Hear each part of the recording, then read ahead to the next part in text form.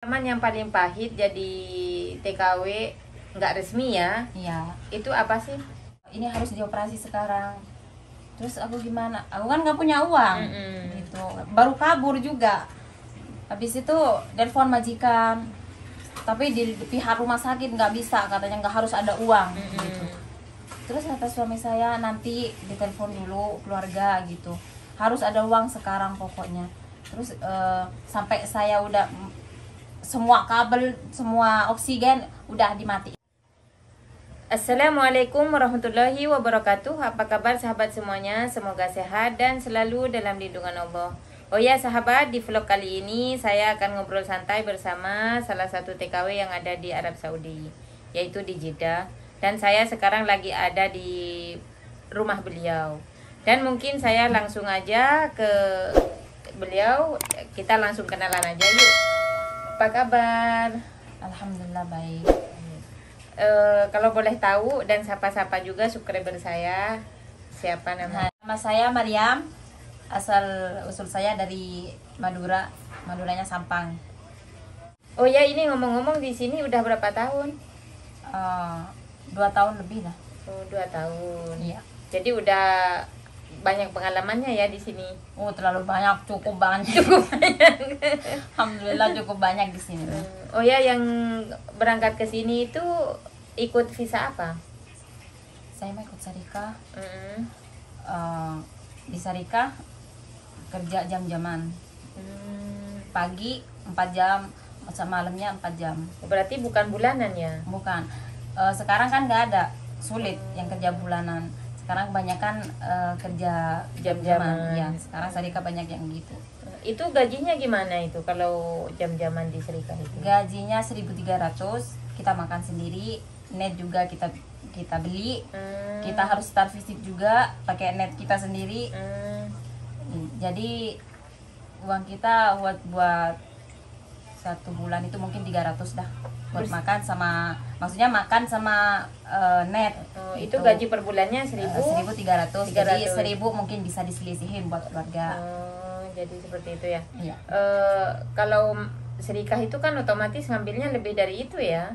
Iya mestilah. Soalnya kan kalau di Itifak itu. Enggak, maksudnya di net kita itu kan pas di visit kita, visit 1 orang itu kalau udah majikannya bagus lah, maksudnya pengen kita terus, itu lebih mahal 175 per ya, hari. per hari.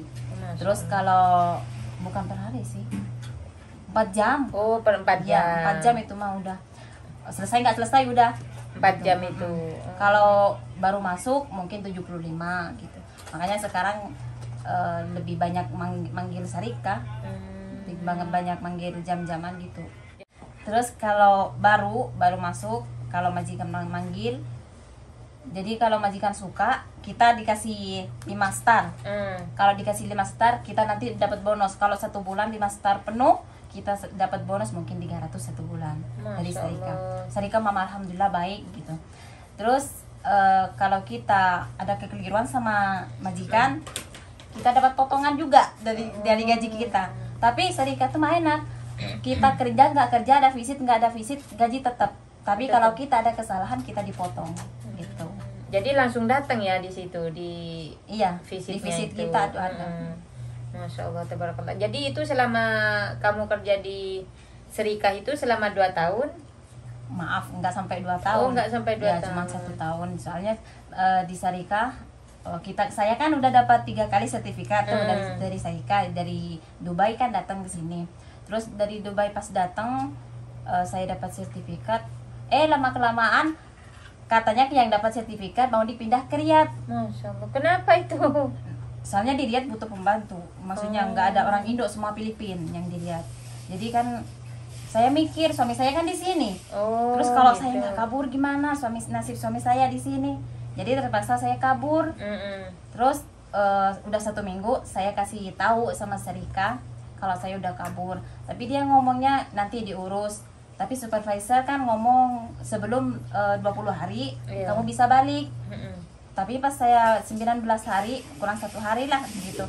Pas aku bilang, Mbak, aku mau balik, gimana bisa nggak? bisa nanti saya urus. Ternyata yang katanya udah nggak bisa. Ya udah terpaksa dah saya nggak jadi balik gitu.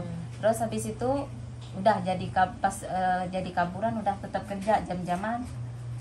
Tapi alhamdulillah ada sih rezeki, cuman ada juga kepahitan maksudnya. Oh, jadi sekarang itu kerjanya jam-jaman?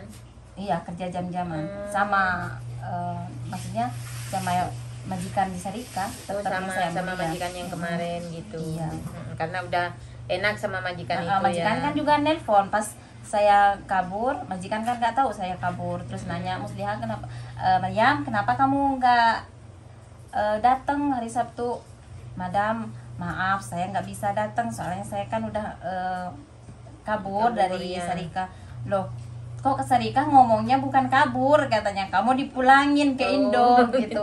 Ya udah mungkin mereka bohong demi kebaikan, bilang gitu. Ya udah pas habis itu udah saya bikin kontrak juga sama majikan. Tiap minggu iktifat berapa gitu, berapa jam kita digaji berapa per bulan gitu. 1 minggu 1 kali sama kayak di Sarika gitu. Tapi saya kan ngontrak di dekat Sarika. Ngontraknya di depan Sarika gitu. Terus bingung gimana ini kalau saya ngontrak di sini, kalau saya ketahuan kan ketangkep juga gitu. Jadi saya mah cari kontrakan juga sama suami, katanya pindah gitu kan. Kita kan di Jeddah. Pindah lagi ke Hai Salama. Terus pindah di Hai Salama itu cuman 1 minggu. Pas rame-ramenya taptis, nah di situ kita mah udah bingung lagi cari kontrakan di mana.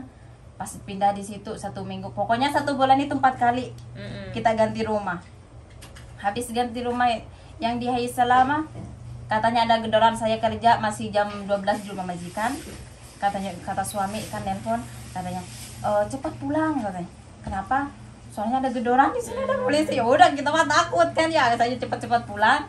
Nah, saya ganti rumah lagi jam 1 malam ganti rumah, coba bayangkan. Jadi 1 bulan itu 4 kali rumah saya ganti. Saking takutnya sama polisi, takut ketangkep. Terus itu sekarang kan udah dulu kerja di Serika, sekarang kerja jadi kaburan ya.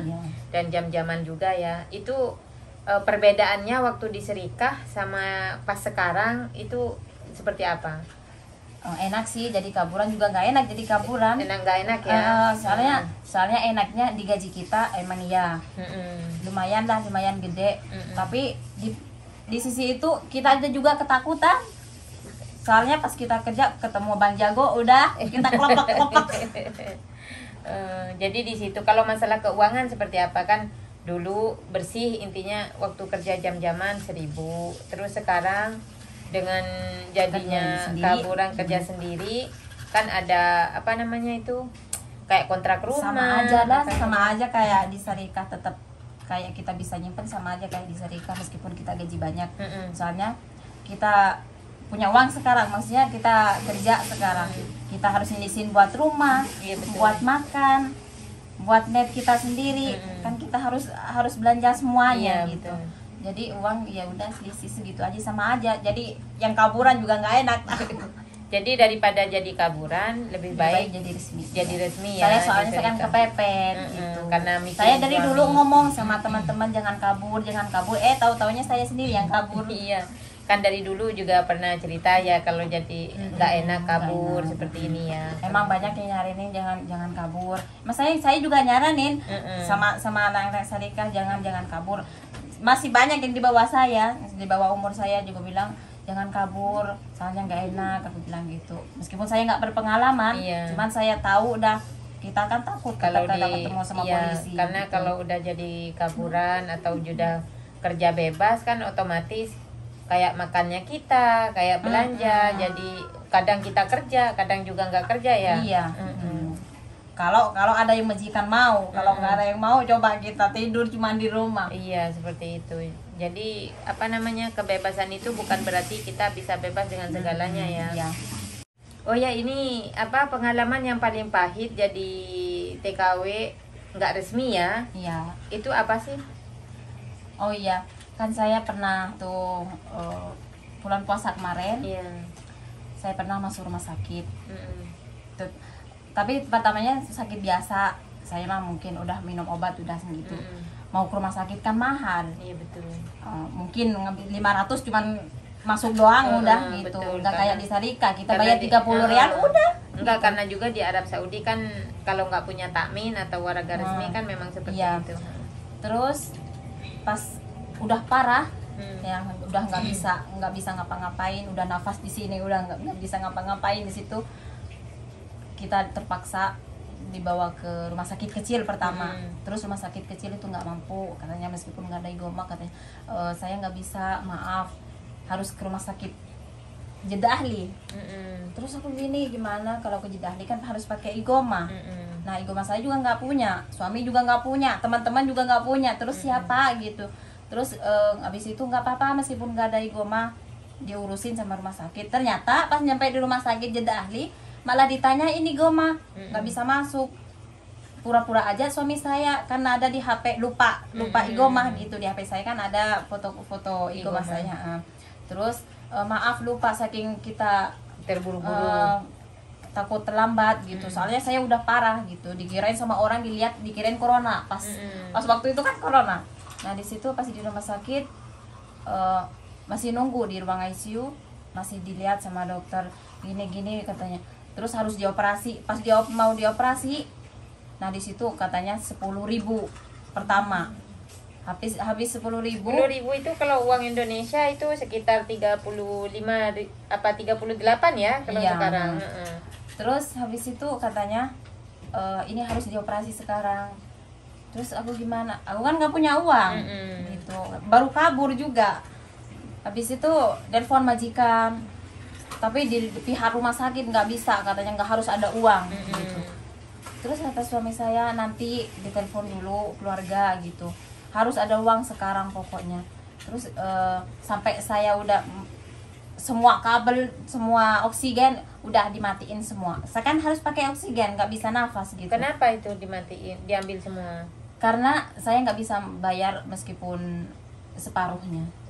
Kita kan nggak bisa keluar, meskipun mau jual perhiasan apapun, mau pinjam kemana nggak bisa keluar. Waktu itu kan lockdown sampai jam 5. Iya betul. Nah, di situ kan udah nggak bisa keluar sama sekali.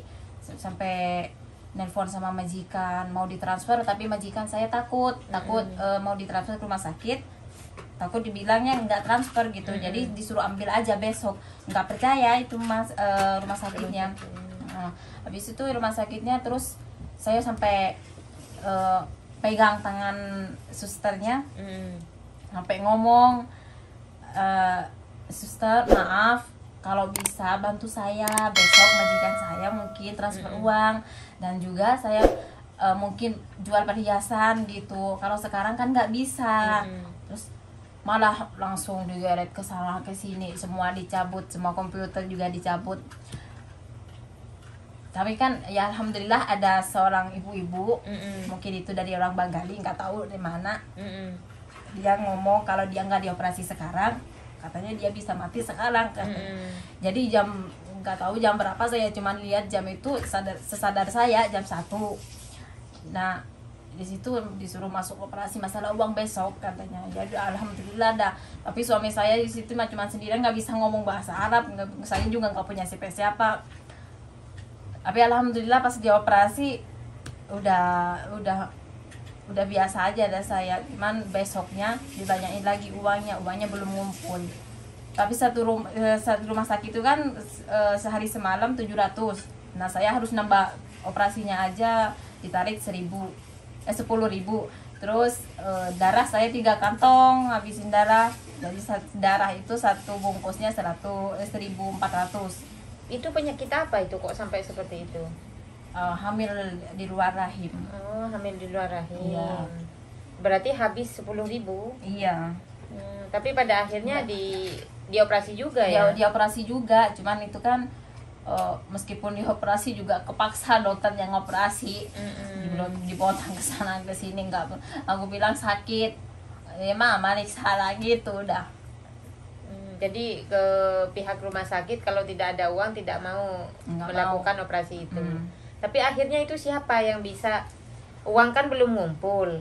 Itu kan terus yang nolong siapa itu? Itu orang Bengali, nggak tahu orang Bengali, orang Hindi. Pihak suster atau bukan, tukang masak kayaknya. pas mau nganter apa gitu kayaknya. Oh, jadi dia kerja di rumah sakit juga. Dia kerja di rumah sakit, bukan Tapi siapa-siapa. bukan suster, bukan itu, bukan. Malah yang ngebawa saya ke rumah sakit itu ada perempuan yang bantu saya juga. Alhamdulillah dia mah baik.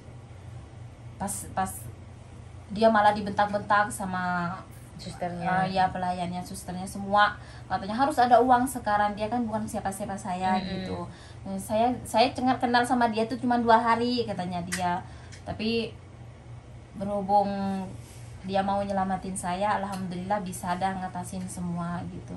Suami saya kan nggak bisa ngomong bahasa Arab, jadi kan sulit di situ. Ditanyain igomah semua, ditanyain igomah, yang nganter, yang mau masuk rumah sakit waktu itu. Oh ya, mungkin ini karena kita udah ngedengar cerita ini sahabat ini ya, jadi mungkin dia punya pesan buat para TKW yang kerja di Serikah ataupun yang kaburan yang ada di Saudi Arabia. Ya, buat TKW yang masih resmi, jangan coba-coba kabur. Soalnya udah saya ngalamin sendiri pahit manisnya, tapi lebih banyak pahitnya kalau jadi kaburannya. Takut juga ada. Ya emang sih kalau kerja jadi kaburan banyak uang, tapi kita kan juga nggak bisa, maksudnya kalau ada apa-apa gitu ya, kita kalau ada mau minta bantu sama siapa. Jadi jangan mikir enaknya ya, tapi mikir ke jeleknya juga. Jadi jangan mikir cuman kebebasan atau enak saya bisa. Apalagi kalau kita nanti sakit, kalau meninggal di sini siapa coba yang ngurus? Jadi lebih baik di Serikah aja ya, kita resmi. Dipertahankan. Atau kalau udah tidak betah, mending pulang aja ya, minta dipulangkan. Iya, banyak kok yang di Serikah bisa dipulangkan. Ya, semoga semua para TKW yang ada di Arab Saudi ini terjamin yang ada di Serikah dan dipulangkan dengan resmi, dan semoga kaburan juga semakin menipis ya, mungkin karena kemungkinan kayak Serikah, semoga bisa bertanggung jawab dengan anak buah mereka. Amin. Oh ya sahabat, sekian dulu obrolan dari saya, dan terima kasih karena sudah mengikuti video kali ini, dan semoga video ini bisa menjadi pelajaran buat para TKW, dan semoga video ini juga bermanfaat buat para subscriber yang ada di Arab Saudi. Dan sekian dulu dari saya dan dari kediaman Mbak Maryam. Assalamualaikum warahmatullahi wabarakatuh.